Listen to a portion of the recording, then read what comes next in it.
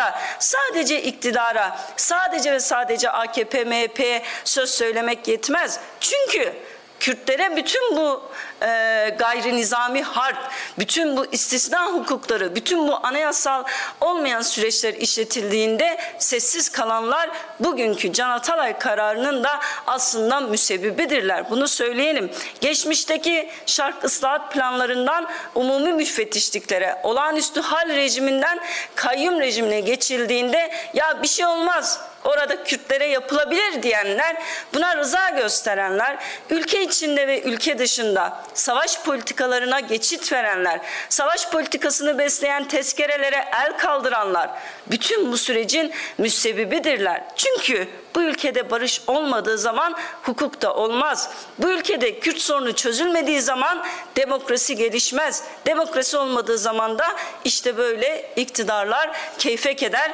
anayasayı da askıya alırlar, hukuksuzluk da yaparlar, yargı darbesi de yaparlar ve bütün bunların müsebbibi olan aslında kök sorunu görmemekten geldiğinin altını çiziyorum. Bu meclis ilk defa milletvekilliklerinin vekilliğini düşürmüyor. Bizim milletvekillerimiz Sayın Leyla Güven, Sayın Musa Farisoğlu, Sayın Semra Güzel, Sayın Ömer Faruk Gergerlioğlu'nun ve Enis Berberoğlu'nun da tabii CHP'nin milletvekillikleri düşürüldü. Bizim sadece Sayın Ömer Faruk Gergerlioğlu Anayasa Mahkemesi kararıyla meclise geri dönebildi. Diğer milletvekillerimizin ikisi hala cezaevinde.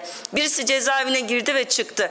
Ve bütün bu süreçler olurken ne yazık ki bu parlamentoda bulunan muhalefet partileri de el kaldırdılar. Muhalefet partileri de sessiz kaldılar. Muhalefet partileri de Kürt'e uygulanan istisna hukukuna, Kürt'e uygulanan bu olağanüstü hal rejimine, bu hukuksuzluklara çanak tuttular ve rıza gösterdiler. O nedenle bugünkü Can Atalay'a yönelik hukuksuzluğu, bugünkü yargı darbesinin izlerini orada aramamız gerekiyor. Sorunu doğru tespit etmezsek çözümü de doğru yapamayız.